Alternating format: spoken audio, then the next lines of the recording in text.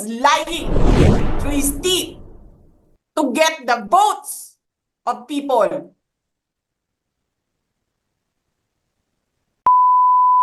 Ina ninyong lahat. Martin Romualdez, Lisa Marcos, Bongbong Marcos.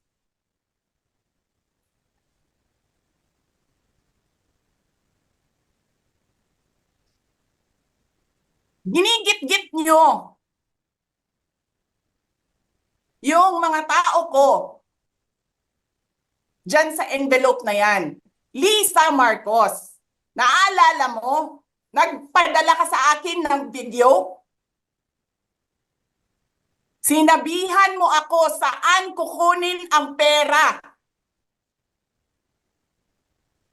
Pinakita mo ang muka ng tao doon sa video message mo. Hi, Nikki. This is she's been working with us for the longest time. We trust her. You sent me written instructions about money. Millions a month.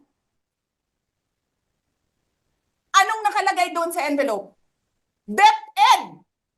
Anong ginawa ko? Binigay ko sa DepEd. Na mukha.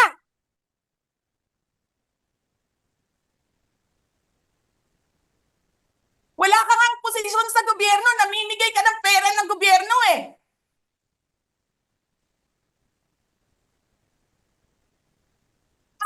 Sisirahin nyo yung tangal ng mga kasama ko sa office of the Vice President.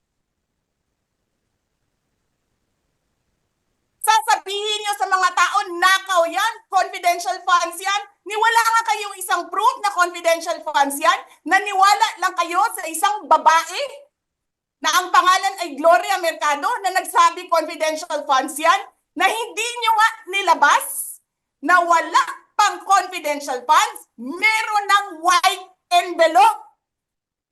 Kasi 2022 pa lang, may utos na ng pera sa DepEd. Tapos kami yung nagsisinungaling?